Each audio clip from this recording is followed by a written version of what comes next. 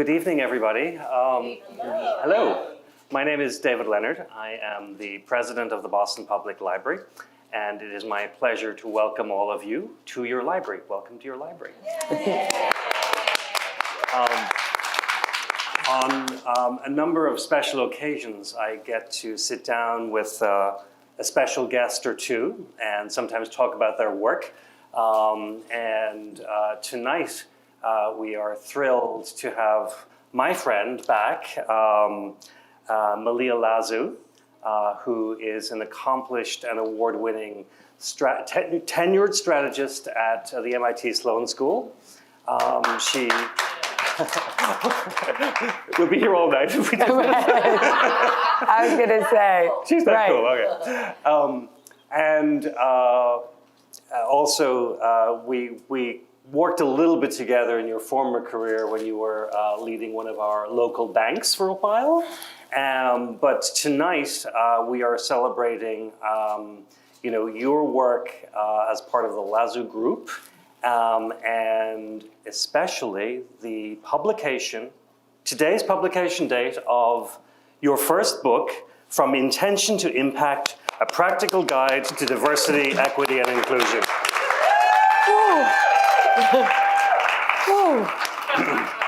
And I can't think of a better guest to have also to kick off Black History Month here at the Boston Public Library. So welcome. Thank you.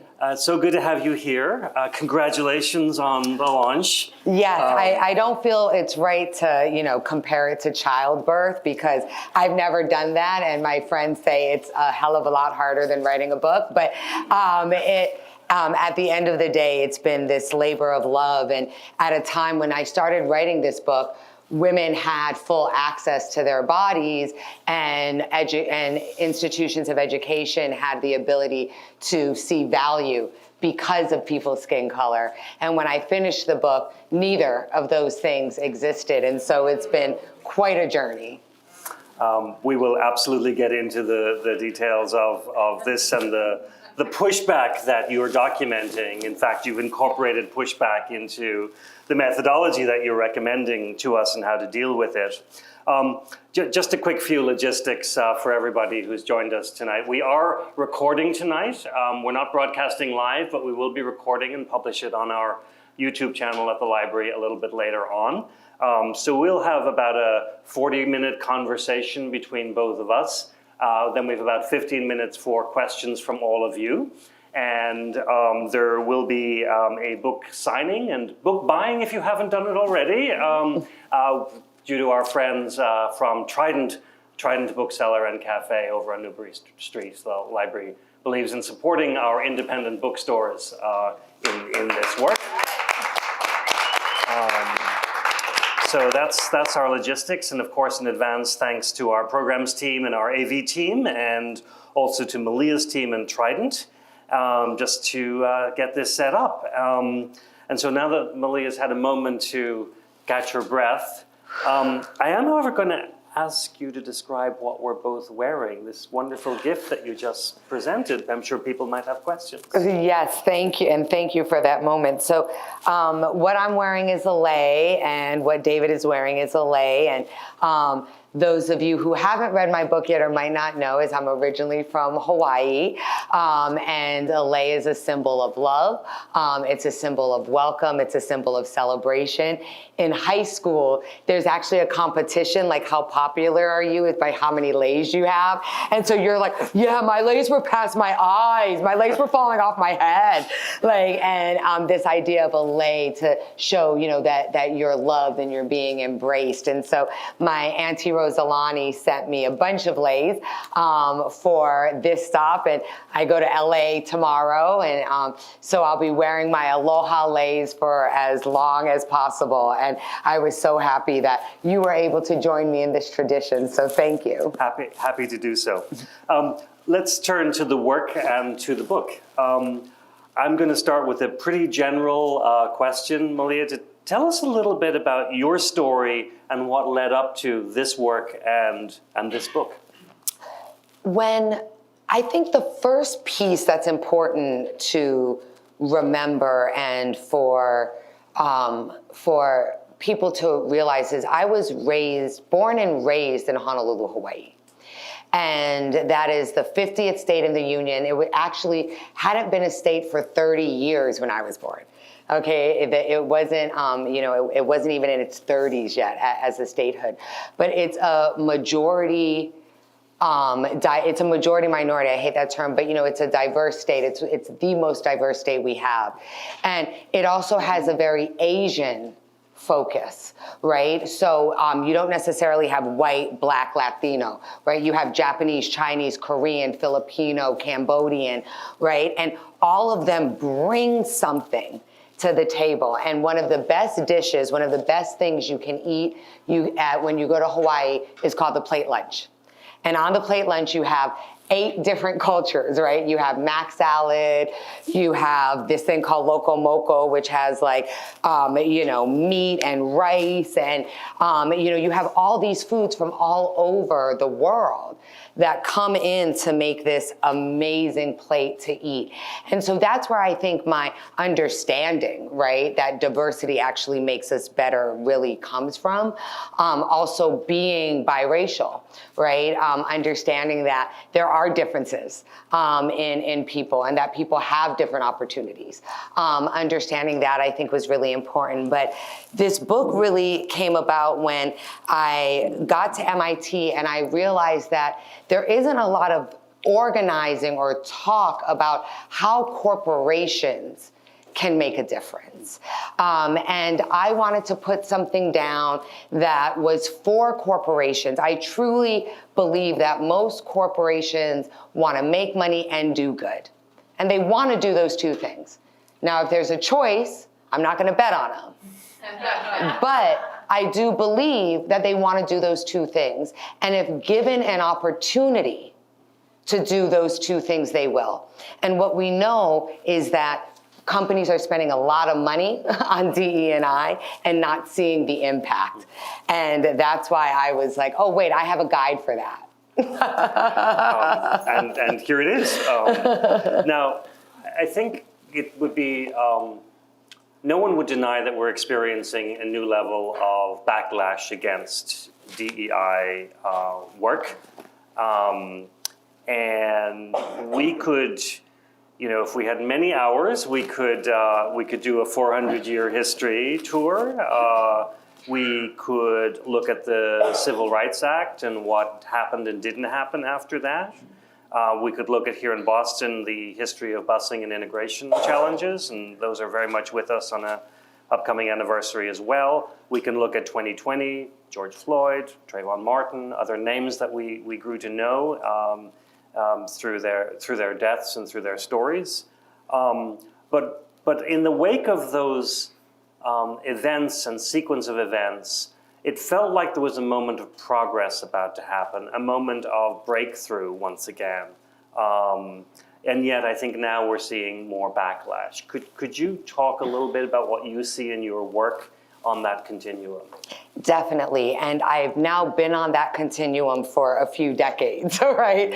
And you see that it's actually not a straight line, but it's a cycle, right? And that we have these moments where enough is enough, right? Where people demand change, where we realize there is no more cake, and we ask for cake, and we either get it or we don't.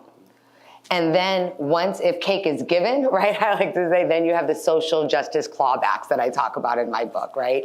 After the civil rights movement, you had Ronald Reagan, right, coming in and really running on this notion of, I'm gonna undo what was just done, right? Funny enough, one of his slogans was "Make America Great."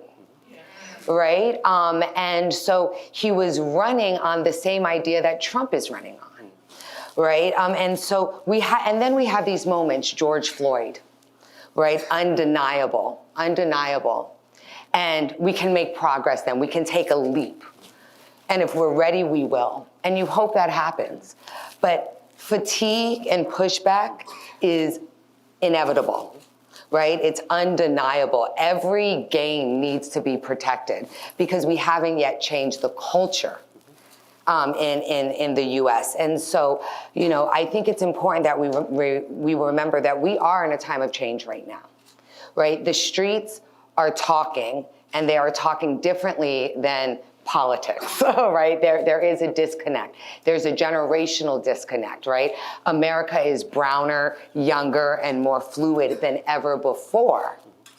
And that is going to make change. Now, will America fix itself this year? No, but we will have a little more room than we did. There's one very strong aspect of this book that stands out to me, which is this tension, it's even in the title, between intention and impact.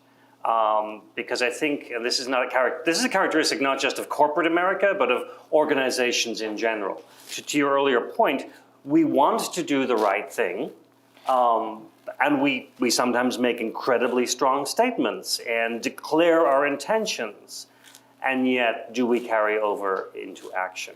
So what is brilliant about your work here in this book is that you are giving us a formula or a set of suggestions for how to not just stop at intention, but get to impact. That's right. I probably have my therapist to thank for that.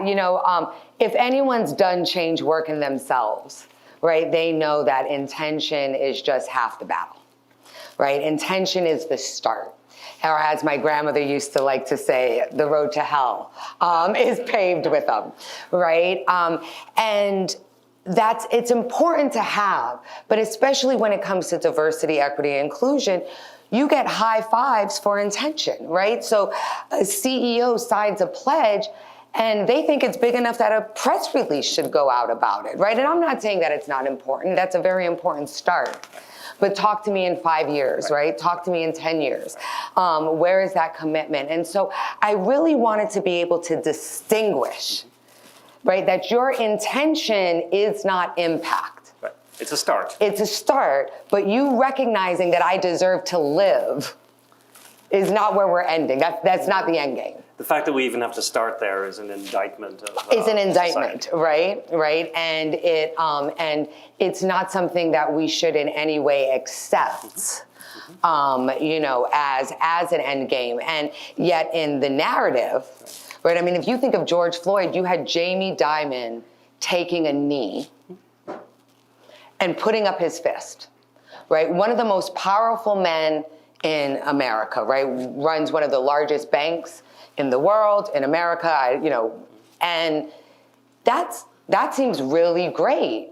But 3 weeks later, he was telling his shareholders to vote against the civil rights third-party audit. So it's like, well, thank you for your knee. I'm glad you saw what Colin Kaepernick did, but we'd actually like it if you did a little more, right? Colin Kaepernick does a knee because that's all he has. That's the power he has. He doesn't own the NFL, right? You own a very large bank. Do more. Yeah. I'm not going to steal all of the thunder because we do want people to buy the book and read it. That's right. But there are highlights I'm going to pick out to share, maybe to tease people a little bit more. On this point about intention to impact, you have 7 stages that you articulate. They reminded me of a different set of stages, which you use in grief in some ways, or you're dealing with problems. Do you want to walk us through a couple of these Definitely. 7 stages from intention to impact? Yeah, and that's actually why I thought about this in stages. I wanted, the way I talked about it is, when you go to the doctor and there's like the smiley face to like the green, like sick face, and the doctor's like, point, and you're like, I'm there.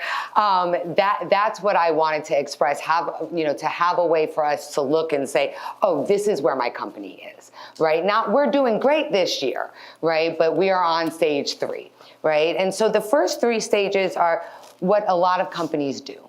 It's you sign a pledge, right? You acknowledge the problem, and then you might start learning about the problem, right? You might do a training, stage 2, right? Oh, let's do trainings, right? Let's start employee resource groups, right? And then you start taking action on low-hanging fruit. Oh, we're making a hire, right? Let's try to make that person diverse. Let's try that, right? And once you start taking that action, you start getting pushback, right? And that's where stage 4 comes in, right? Where you get pushback, but it's called compliance. It's called devil's advocate. It's called just making sure we have all of our bases covered, right? And it's that pushback that first is seen as legitimate, you know? So someone's like, oh, well, right, we may have to look at compliance to see if we can offer a reparative tool, right, to Black people or women, right? Is it legal? Is it legal? Right. Is it legal for us to include, women in a way that will help them thrive, right? And then you start getting into the 3 stages of pushback, right? And what we often find is people don't stop at that first, or people stop at that first pushback, right? They say, we don't know if it's compliant. And compliance doesn't really want to read it anyway, right? So they're just going to say no, right? And so we'll just stop there until the next time we have a George Floyd, and then we'll do number 1 again, right? So you sort of like end up in that cycle. But if you start trying to work through the pushback, so compliance comes back and says, actually, you know what? This is going to be hard. We're going to need you to do A, B, and C. And so you do A, B, and C. And then someone comes in and they say, we think this needs a board vote. Right? And nothing you've done before needed a board vote. But now this needs a board vote. And at that point, you have to start realizing that this pushback is to slow progress. Right, that this pushback is actually bias, right? It's the culture protecting itself, right? It's the culture, we might know a term, all deliberate speed, right? Which was the Brown v. Board, right? Oh, we'll desegregate all deliberate, we'll get there. Don't push, we're going, we're working towards the lock that locks you, right?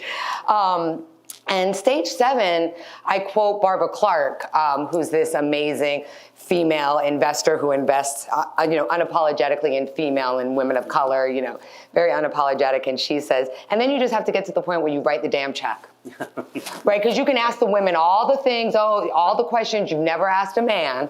But then you either have to write the check or not. And that's stage 7. Stage 7 is realizing that this pushback, like the plagiarizing, right, for Claudine Gay, that some things, right, are put up to be smoke screens.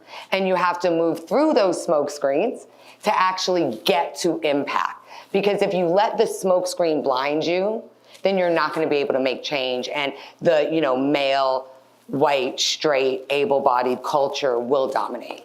Yeah, the titles in this section I kind of love, because the first one is, it's about denying there's pushback. It's like, there's not really pushback, right? No, that's a valid point. And then the second one is, oh no, realizing it actually is real, right? And then the third, realizing that it's bias. It's not just a system thing. Right. Although that does take us into the question of it, whether it's intentional or not by individuals, that doesn't mean it's not real. It could be systemic bias. Correct, and it's probably all 3. We talk about bias as institutional bias, systems bias, which is bias that sits in government, right? Think slavery, right? Think women not being able to get credit, right? Think of those laws that come out that say, this is how we're going to legislate things, the draft, right? And then you have institutional bias. And a lot of times those institutional biases come from, right, a structural bias, right? So we think of redlining, right? When banks and governments said, we're only going to insure, so you all should only bank here, right? But it also can come with, we want people with college educations, right? And if you don't have a college education, then we're not interested, right? Where you make rules that will exclude people, right? And then you have the third, implicit bias. And that's what sits in us, right? Those are the assumptions you make about people, right? And about their abilities or about their value. All of them exist and coexist at the same time, right? And So it's, I think it's important that we realize that when you touch one, you're not touching the others per se, right? You might be, but you also might not be. And so you want to be able to work on all three, right? While you're working on the institutional bias, you want to get people ready for it. One of the most common questions I hear, and I'm so glad that there's sometimes, that people are honest enough to ask me this question is, well, what is to come of me, the straight white male? Right? And valid question, not to be centered in solution, but understandable, right? If you're privileged and now you're being asked to participate equally in equity, in fairness, that might feel like a step down, right? A monarch is going to feel unfair when asked to join a monarchy, a democracy. Right? Like they're gonna be like, wait, I made all the decisions. Now I gotta know what the lay people think, right? We need to get those folks ready too for the systems and the institutional change, or we get the pushback. But I think in most cases, it's not that we're taking something away from others to bring others up. We were chatting in our prep that this, you talked about cake earlier, but now this pie analogy works here as well. Right, it's not pie. There's only so much to go around when it comes to equity or civil rights or justice. That's right. And as a matter of fact, what we know is that because of bias, right, and this is a city group stat, right, because of bias, we're losing $14 trillion in the last decade, right? So not only is it not pie, but if it were pie, we're not taking as much pie as we could. We're not making as much pie as we can. And this is the corporate argument, which is also in the book, that says it's in your best fiscal interests as an organization to embrace diversity, equity, and inclusion. That's right. So there's an Easter egg in the book that you guys can look at, but I actually wanted to do a whole chapter called "Are You Greedy or Are You Racist?" Say more.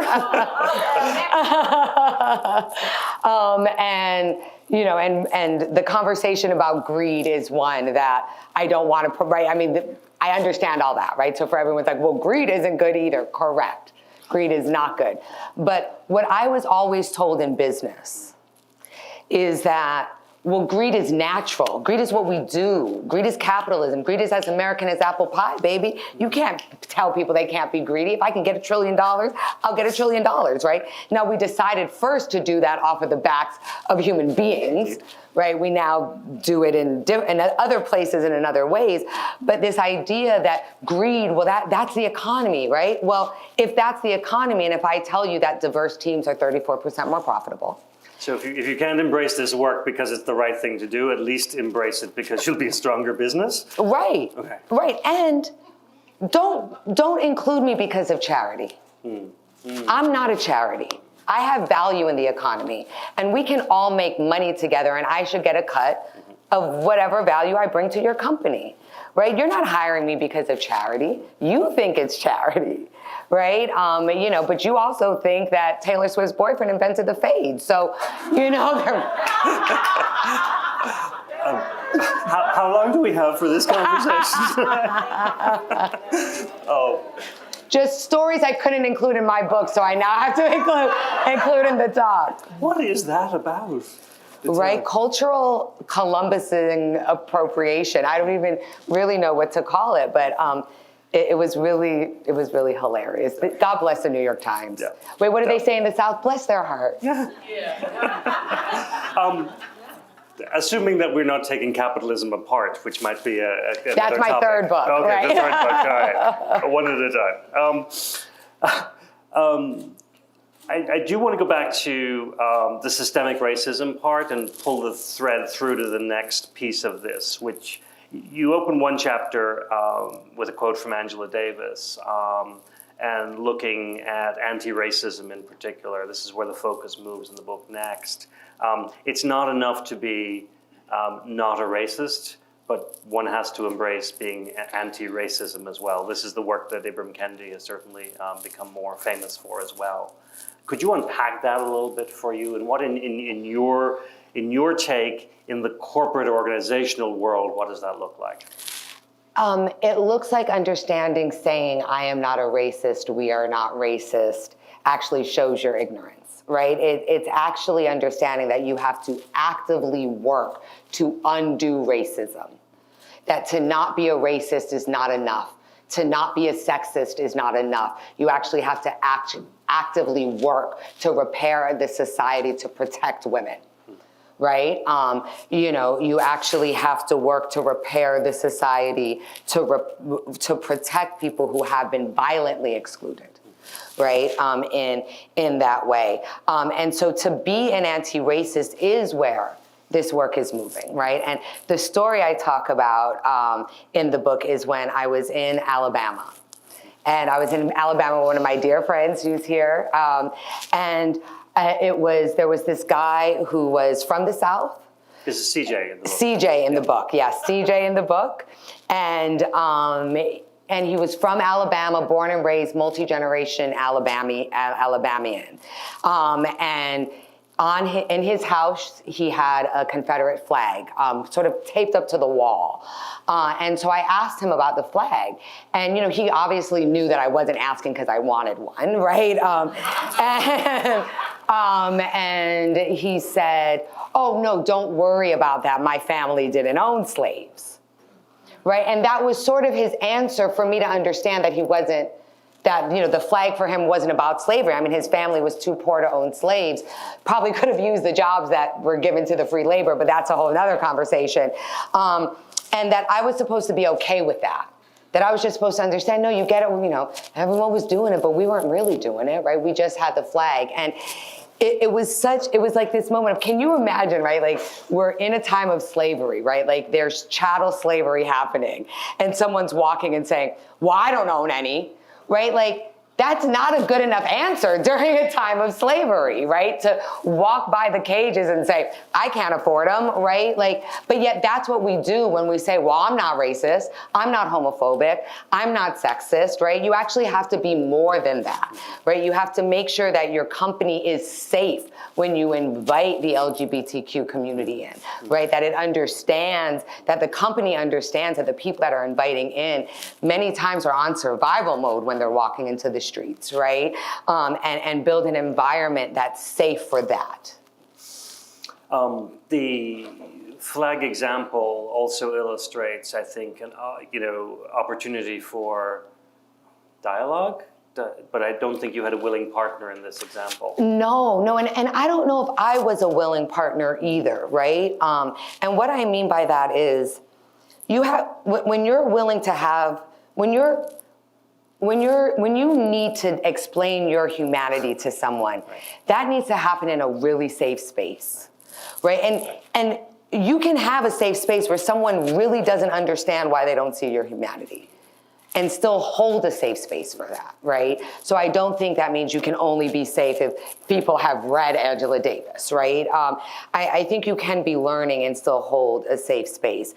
But that was not what he wanted to do. And I also, you're in Alabama. I mean, it was this moment of, Black people have been driven off of roads, maybe this road, right? Like, there might be bodies right off in the forest there, right? That were missing from when the Klan was just driving Black folks off the road, right? When that just happened, right? And so the vulnerability at that moment was actually what was really intense. It was really intense. And as someone who didn't grow up in the South, and as someone who grew up in Hawaii, like I said, where all the pretty girls are Asian, right? Like, it was a very, very interesting experience. Well, we can read more about it in the book as well. Read more about it in the book.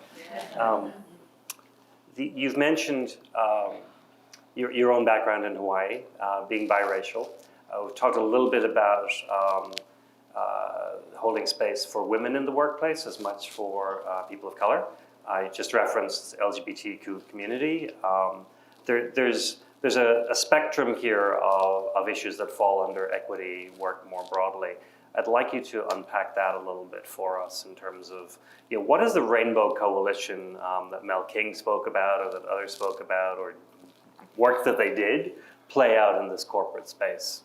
Yeah, it's kind of funny, right? Because it's like everyone but straight white men, right? I mean, that, like, when you think of how we keep expanding definitions, right?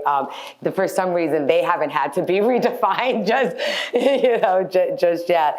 But when we look at others, right, marginalized communities, and I think we're getting more nuanced, right, with every generation, which is really exciting, right? So when I was growing up, there was L, there was G, and there was B. Right, and the B was cutting edge, right? Like, oh, B, right? Like, we barely had the B. So right, you barely had the B, right? You know, poor B's walking around not belonging anywhere, being like, oh, like, but that was cutting edge, right? And then as the community was able to talk amongst itself more, they said, actually, I'm different in this way. Right? Actually, I'm different in this way. Like, I don't identify as gay. I don't identify as lesbian. I identify as queer. I don't identify as this gender. I identify as this sexuality, right? And that's what should be happening, right? We shouldn't be in this moment of how close to straight white men can you get, right? But really, what are your differences, and how does that make us richer? You know, I talk about the book a lot about in the book Curiosity. And the Cherokee have this amazing definition for curiosity, which is my life improves by getting to know you. And if you think about that I know that me getting to know who you are is either gonna improve my life because you're a plumber and it's good to know you, or it's gonna improve my life because you tell me something that gets me to see something in a completely different way. You have something to offer, and I have something to offer you. And I don't like this colorblind, crap that's being bandied around and continues to be bandied around. I think the Rainbow Coalition was every color shining their color. Yellow doesn't try to be green, blue doesn't try to be purple, right? They are who they are, and they get to be who they get to be. And many of us are part of intersectional communities in many ways. Like, we're not just one thing, regardless of who we are. And sometimes that's a role for allyship, and sometimes that's a role for declaring one's own identity. I love this curiousness as part of the recipe, but you also talk about empathy a lot, and a call out for empathic culture as part of the response to these pushbacks and the lack of progress. And you coin another little model in here about 3 L's. Tell us about the 3 L's. So I love the 3 L's. Like, if there's anything that I think I'd like to have us put on t-shirts, it's the 3 L's. And the 3 L's actually came probably as most good ideas when I was irritated and flippant and was just like, oh my God, right? Like, people trying to figure out how to include us again, right? And I had to put together this training, and I realized that there's this cycle that allows you to be in right relationship, right? There's ways you make friends, right? And there's ways you include and you repair. And so the 3 L's is a process that a company can do or an individual can do, but it helps you get in right relationship. It helps you come in and not make mistakes. If we remember after George Floyd, right? There was a lot of white people who thought they were being a huge help by being like, what can I do, right? And we had to be like, not burden me with your guilt, right? Or give me more work to do. Or give me more work to teach you, right? Look up Emmett Till, right? And get back to me. And there's ways to come in and, if this was travel, right? If we were in hospitality, right? We would call this cultural awareness, right? You come into a place and you do it with respect and so how do you actually do that, right? And not make the common mistakes. So the first L is listen, right? Shh. As my mother used to say, or still says if I'm talking, right? You can't talk and listen at the same time, right? So this idea of just listening. Listen to what people are saying. Listen to the last 400 years. If you're wondering around about what to do after George Floyd, listen to what's being said for the last 400 years, and you'll get a lot of agenda. You'll get a lot of ideas. The second L is learn. And that you do in community with the communities you want to get to know, right? So you come in with a foundational knowledge, right? You come in knowing that there's certain things that have been talked about for 50, 60, 70, 100 years, right? And you come in maybe with questions about that, but not asking for that agenda item to be explained to you or why it's there, right? You come in knowing how you can help advance, wanting to know that, but you learn in group. You learn with the community and you let the community lead you. Right? I'm sure people have heard of the term savior complex, right? And savior complex is real, especially when we want to stop the hurt, right? Oh, let me use my privilege to save you, or give up your privilege. I don't know, which one should we do? You know, and so learning, letting the community lead, telling you what they think you should know, right? Learning in community. And then the third is taking loving action. Right? Taking action that I want you to take, not action that you want to take, right? We've all gotten a gift from someone that we know didn't have a lot of thought, right? You're like, oh, wow, a candle, right? Now, everyone, you can get me candles because I love candles. You know, but there's certain gifts, right, where you're like, oh, here, right, a candle. And you know it didn't take much thought. We really don't know each other, right? You're getting me something like that. Loving action lets me know you hear me. Lets me know that you see me. Lets me know that you're willing to give me something that I want, not just give me something that you're willing to give up. Right? And those gifts feel different, right? So when we think about loving action, and the example I use in the book is State Street's 10 actions to eliminate racism after George Floyd, right? And they came out with these 10 actions and they talked about Black and they talked about brown. And that was it. They didn't talk about all lives, right? But they talked specifically about the community that was hurting. And that was then received by the community that was hurting, right? If State Street just came out with a blanket, right? We believe everyone should be safe, right? Well, who's dying, right?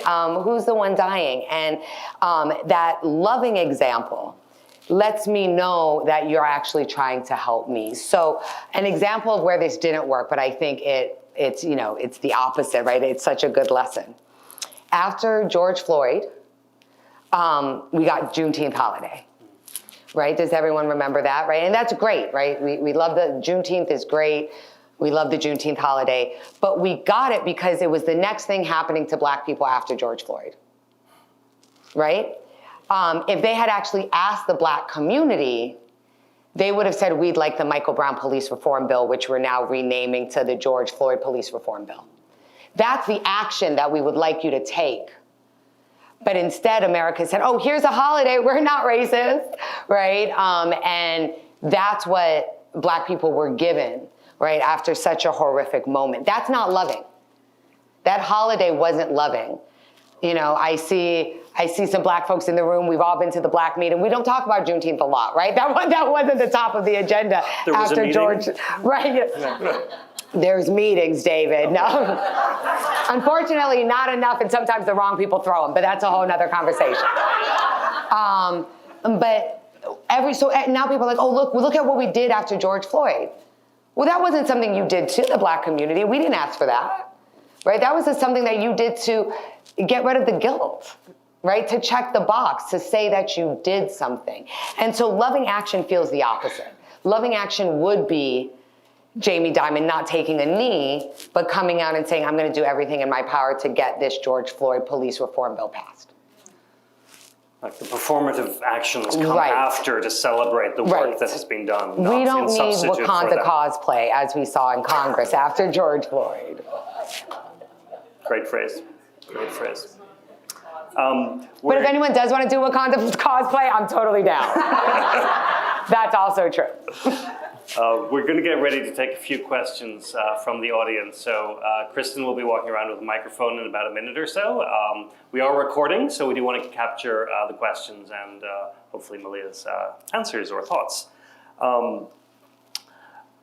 We haven't talked about the D and the I in the phrase. It's almost like DEI has become its own catchphrase now, but it is about equity, about diversity, and about inclusion. I've seen different orders. I've seen people add an A for ability or ableness. I've seen people put a J in front of it for justice. Right, Jedi.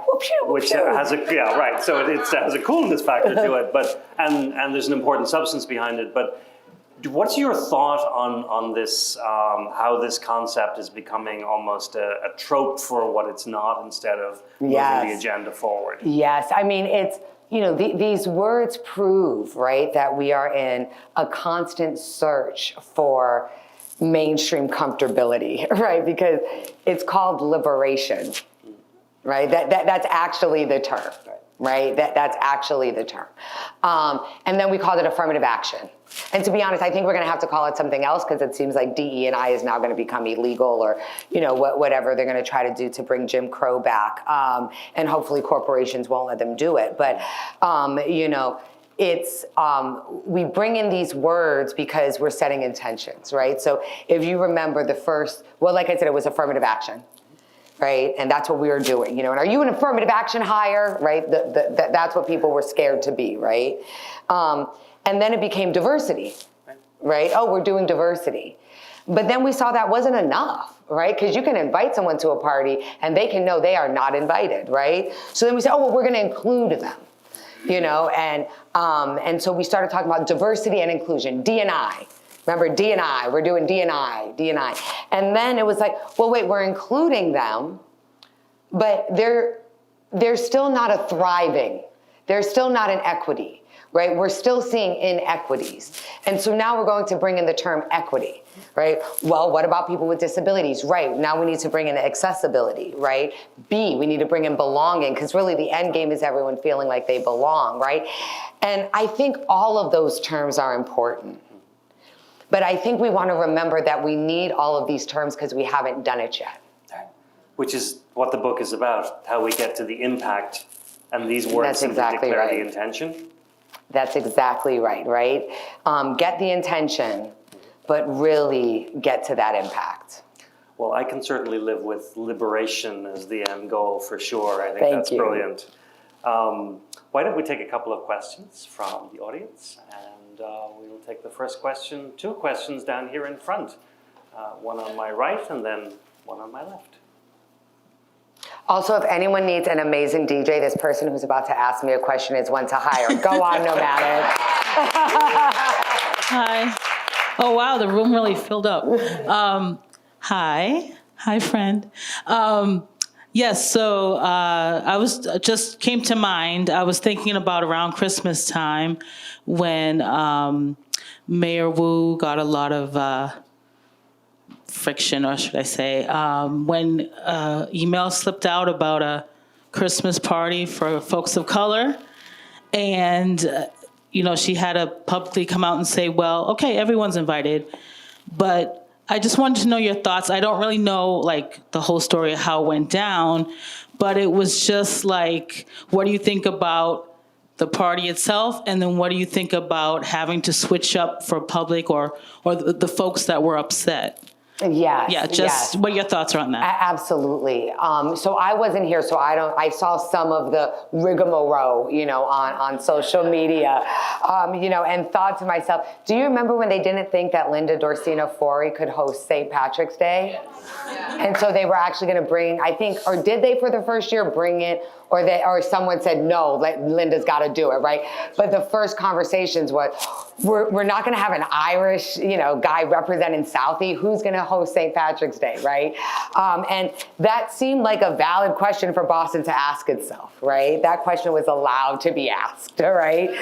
And so, when I saw that rigmarole, I thought, again, people will draw false equivalencies and people will find reasons, right, to be upset.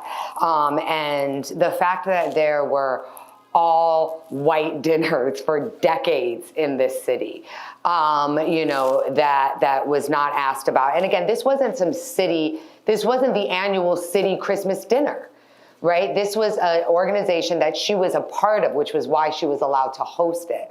But again, finding an issue with that is the same thing I feel like with what they did with Dr. Gay, right? And being like, oh, plagiarism. Like, let's look at Larry Summers' papers, because you let him stay in for 5 years at Harvard when he was openly sexist, saying women could not do math. And he was allowed to run Harvard for 5 years, right? So I take these things with a grain of salt, and I think that we should too, right? I had an elder tell me once when I was angry that, Democrats weren't doing the lefty thing, right?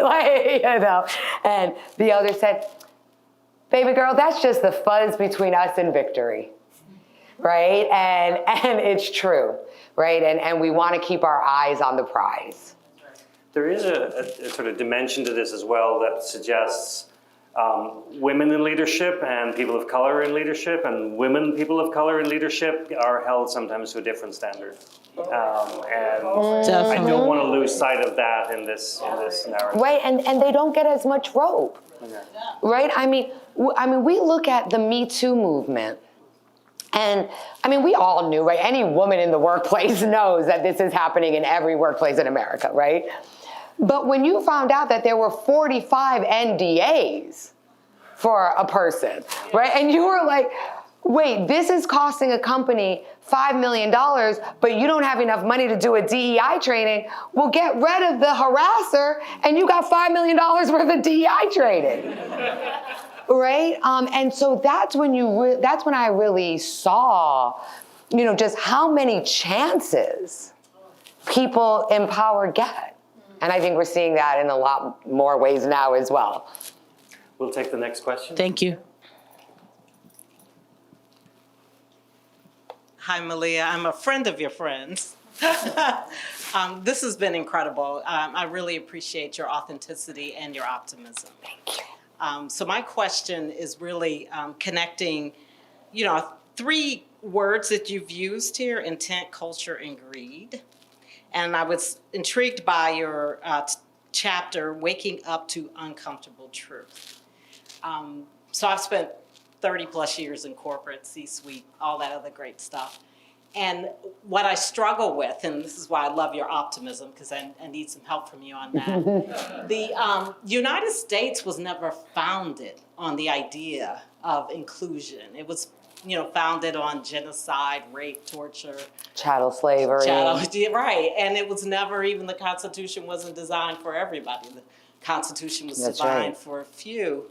And then when you look at our trend towards erasing any level of truth, and it's, 30-something states introduced 33. legislation.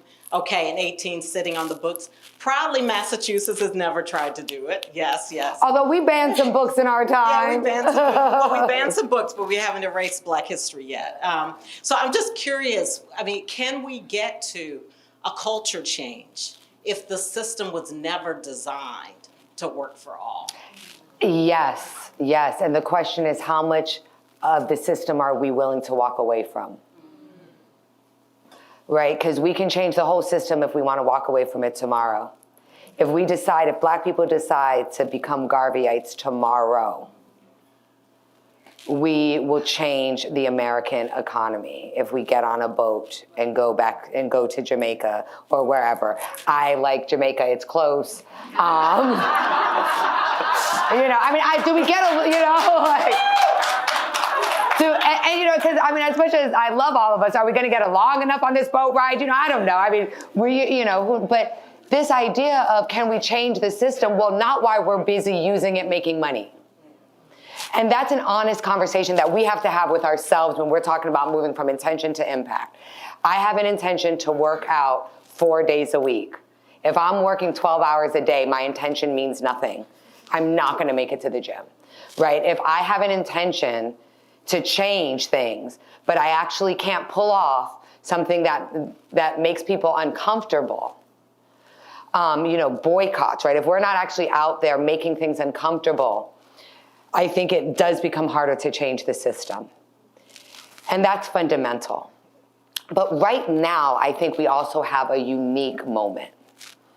And that is that the world is changing, right? So when we talk about the Constitution, right, and we understand the debate, right? I always say 3/5 of a person, anyone who does negotiations knows 3/5 is a negotiated number. No one said 3/5, yeah, that sounds good. Someone said 1, someone said 0, and we end up at 3/5, right? 3/5 is a negotiated number. You don't get there without it. So that negotiation happened. All in this example of the European Enlightenment experiment, the manifest destiny of Europe. That is now running its course, right? The European Enlightenment experiment is dimming, right? I mean, I heard the other day on, I think it was the BBC or the Guardian or, some international, talking about America and the EU as pivotal powers, right? We're no longer global powers, right? We're pivotal powers.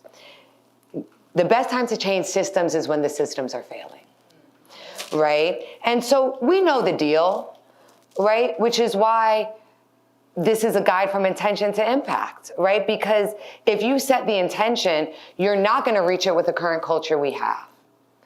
Now, I will say this book was written to help, and I feel like Black people, I want you to, and women, and just people who see themselves as marginalized, I would love to know what you think about the book, because there's some Easter eggs in there for all of us to enjoy. But really, this is a book to help people reflect on white supremacy. Because to your point, we cannot get there unless we're deconstructing white supremacy, which was the manifest destiny, right? Which was allowed 3/5 women not mentioned native savages, right? If we're looking at the language of the Constitution, right? And so that's a long way to answer your question, but I'm optimistic, and I do think that these young people, they're willing to give up a lot more than we are. I always say, you want to change how you're treated at your job, start a union. But a lot of us don't want that smoke. We got 529s, we got mortgages, we got both, we got Celtics tickets, we want to see Beyonce, right? So we have to admit that part too. Right? That if you're bought into American capitalism, you're bought into white supremacy. And then how do we, and that's not in this book, but that's my 4th book. Right. But also, I'm going to write that book when I can just send it out to individuals, right? Because us having a conversation about our relationship with white supremacy, I don't believe should be a public conversation, right? And I don't know how we have it, but I don't think it's a conversation that happens in mixed company. We have time for 1 or 2 more questions, and I'll reserve the right to a final one. So we have 2 hands up over here, 1st row and 3rd row. And then there's one at the back, I think. Yes, the very back. Good evening. Good evening. I want to know, and I want the audience to know, how does your early work right out of college in Grove Hall, running a voter education registration campaign that helped us raise registration and actual voting from 15% to 83%. How? Yes. That's right. And that neighborhood got more recognition from Menino after that than it ever had before, including a tot lot. I used to say it was 600,000, but the residents corrected me. It was 300,000. But it was the first tot lot built in Grove Hall in over 40-some years, since it turned black. Anyway, how does your work from way back then, how does it inform the work you're doing now? Thank you so much for that question. And I also want folks to know that Sister Zah Zakia Alake was part of that. We were knocking on doors, getting those votes out together when we were doing Mass Vote and Boston Vote and Grove Hall votes and Ron Bell and Duntham. We put a vote on anything. We were like, cake the vote, right? If we were doing it, we were like, disco the vote, ski the vote. We were like, whatever it was, we just brought some voter reg cards with us and started registering voters. But I think my work as an organizer, has allowed me to be a lot more unapologetic in my work with corporations, right? As an organizer, I have to be the lighthouse, right? I can't I can't move away from liberation, right? Because then we're not gonna know what liberation actually is, right? We're gonna forget, we're gonna think it's trainings, right? We're gonna think it's DEI goals, right? We're gonna think it's that. And being an organizer, you learn that, right? From early on.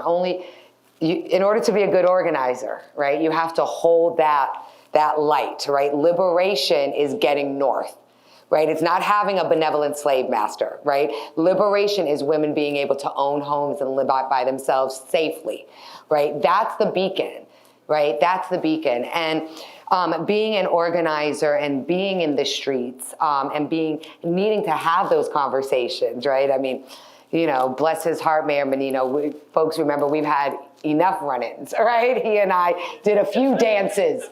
You know, that was more paso doble than merengue, you could say. You know, but you had to do that. I was fighting for our people, right? We were fighting for Roxbury. I'm not going to back down. That's right.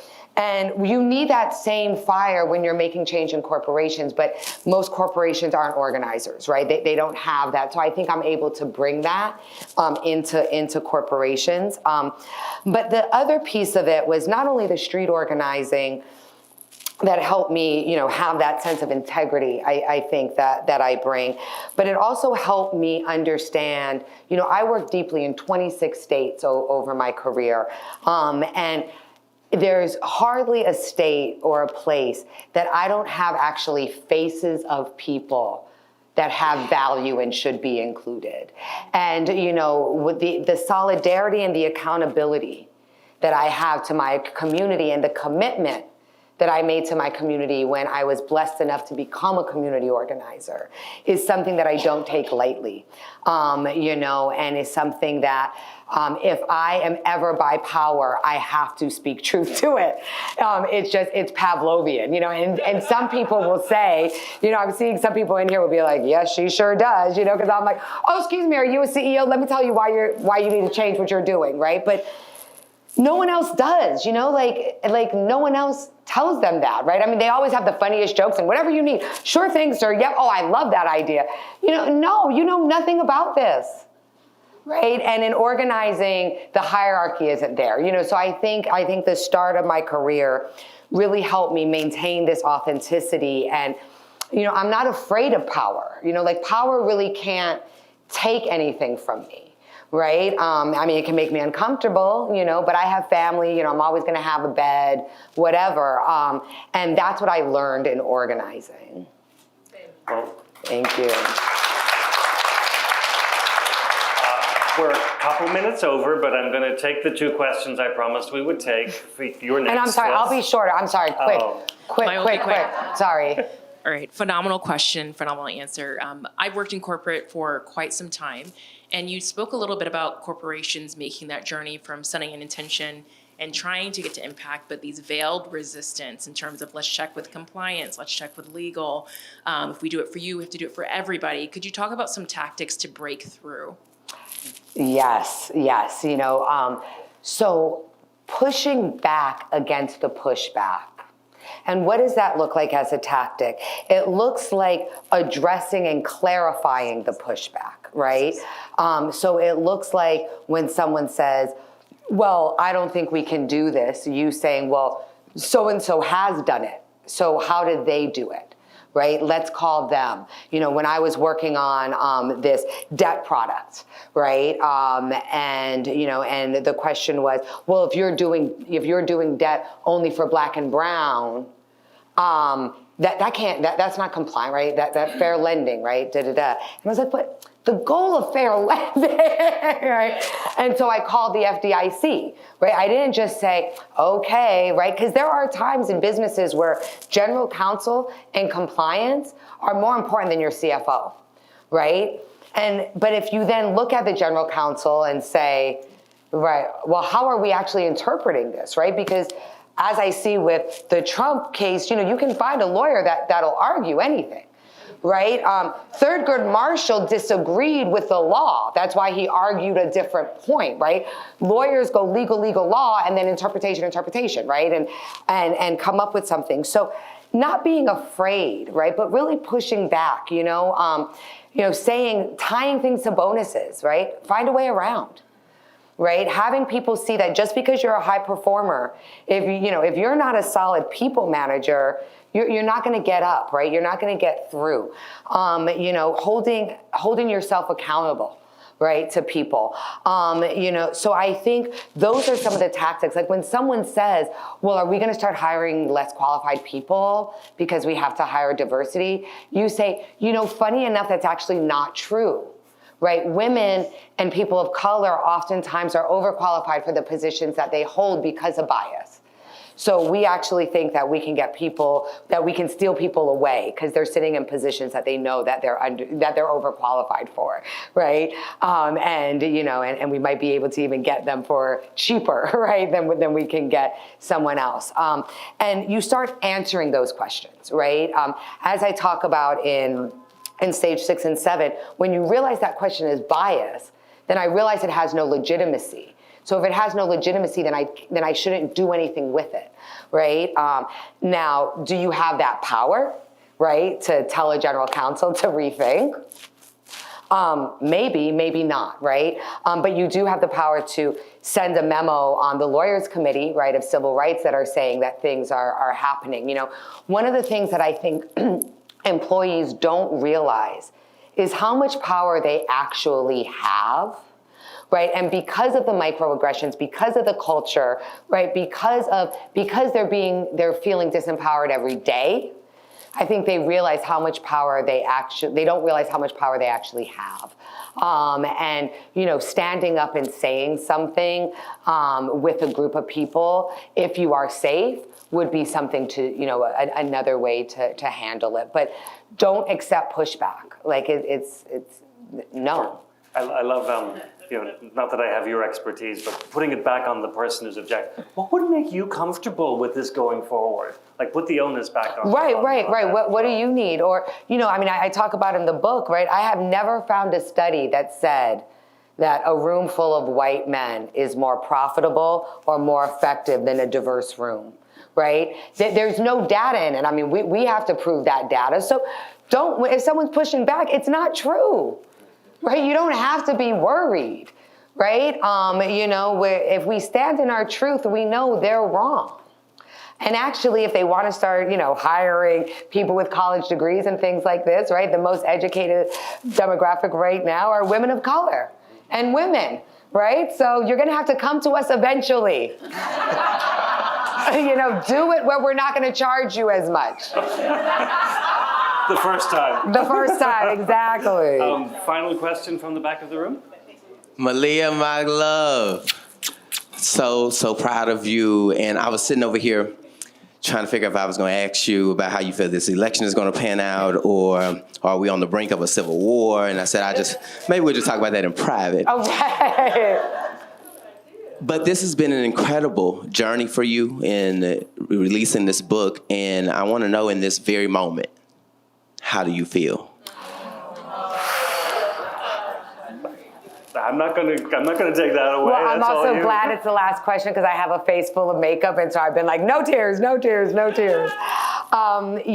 This is a really proud moment for me, and I feel vulnerable. Right? Because I know not everyone's gonna like it. My mother and aunt said it was genius, but I'm not sure what exactly. But I'm not sure what others are gonna think about it. But I also feel like it came at the right time, right? What we're being told is, well, if you see a black pilot, be worried about your plane, right? If you see a woman college president, she's probably not able to get herself through a hearing, right? This losing DE&I is not inevitable. And once we lose it, we're gonna start up and do something else again anyway, right? Because our desire for liberation is inevitable. And our liberation is inevitable. And this book for me is a chance to put a hand out, an olive branch out, and say, if you have ever set an intention to be more inclusive, If you have ever said, I actually want different people around me, helping my life become more richer, you now have a guide to do that with. So if you say, I don't know what to do, you don't mean it. And now we know. If someone tells you, I don't know what to do, and doesn't go out and buy Intention to Impact, they don't mean it. They're never gonna do the 3 L's and walk away.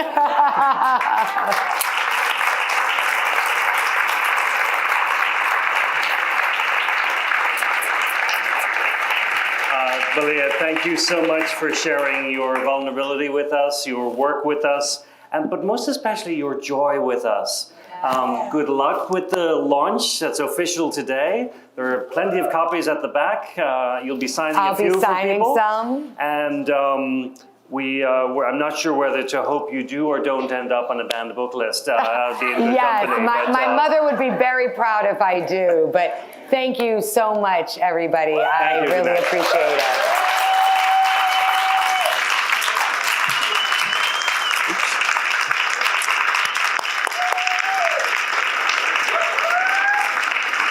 Congrats. Thank you. Thank you.